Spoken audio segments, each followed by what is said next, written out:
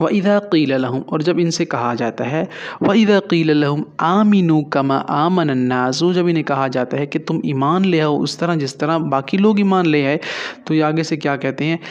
ہم اس طرح ایمان لے آئے، آمن السفہاء، جس طرح نعوذ باللہ بیوقوف لوگ ایمان لے کر آئے ہیں، تو کافر اور مشرکین یہ کہا کرتے تھے۔ تو اللہ تعالیٰ نے ان کی بات کو یہاں پر ذکر کیا ہے کہ وَإِذَا قِيلَ لَهُمْ آمِنُوا، اور جب ان سے کہا جاتا ہے آمنو ایمان لاؤ، تو آگے سے یہ بکواسیں کرتے ہیں۔ And when it is said to them وَلَوْ شَاءَ اللَّهُ، ولو اور لو اگر آئے گا، اللہ کا مطلب اللہ ہے، شاء چاہنے کو کہتے ہیں۔ پھر سے دیکھیں، ولو اور اگر، شاء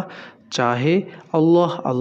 ولو شاء اللہ لجعلکم امۃ واحدہ، اگر اللہ چاہتا تو سب کو ایک امت بنا دیتا نا، اللہ چاہتا تو سب کے لیے تو اللہ کر سکتا تھا، لیکن اللہ نے سب کو الگ الگ رکھا ہے کیونکہ وہ آزمانا چاہتا ہے، یبلوکم ایکم احسن عملا، کہ تم میں سے کون اچھے عمل کرتا ہے اور کون برے عمل کرتا ہے، اس لیے اللہ تعالیٰ نے سب کو الگ الگ کیٹیگریز میں بنایا ہے، ورنہ تو ولو شاء اللہ لجعلکم امۃ واحدہ، اللہ تعالیٰ کے لیے کوئی مشکل نہیں تھا، وہ ایک ہی امت بنا دیتا سب کو۔ سو دیٹس کیا ہوا اس کا مطلب، ولو شاء اللہ، اور اگر اللہ چاہے، فمستطاعوا، پھر نہ وہ چل پھر سکتے۔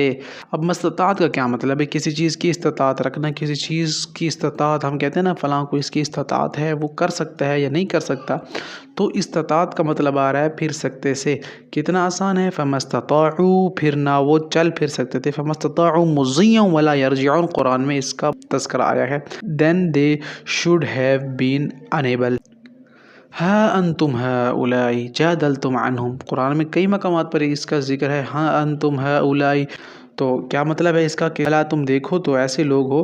ہیئر یو آر دوز ہو، تو ام لم تنذرہم،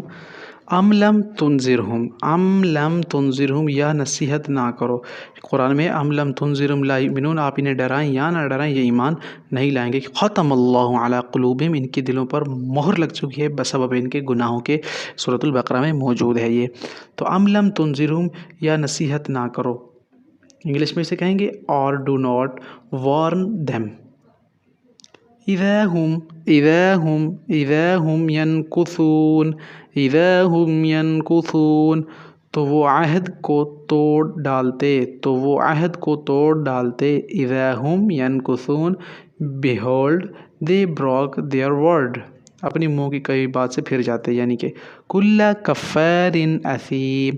کل کفار اثیم، کل کفار اثیم، کسی ناشکر گناہ گار سے، کہ اثیم کہتے ہیں گناہ گار کو، کفار کافر ناشکرہ ہوتا ہے، تو کفار یا کفار اثیم، اثیم کہتے ہیں گناہ گار کو، اثیمن تنوین آ رہا ہے نا، تو کل کفار اثیمن، کسی ناشکر گناہ گار سے، فی قلوبہم مرض، فی کا مطلب آتا ہے میں، قلوب تو کہتے ہیں دلوں کو، فی قلوبہم ان کے دلوں میں مرض ہے، کیسے، فی قلوبہم مرض ان کے دلوں میں بیماری ہے، فی قلوبہم مرض فزادہم اللہ مرضا، اللہ تعالیٰ کہتے ہیں مشرکین اور کفار کے بارے میں کہ ان کے دلوں میں مرض ہے اور بیماری ہے، اور میں ان کے دلوں کی بیماری کو مزید بڑھاؤں گا، اللہ تعالیٰ کہتے ہیں یہ بسبب ان کے کفر کے، اس وجہ سے ان کے دلوں پر بیماری ہے، مہر لگ چکی ہے،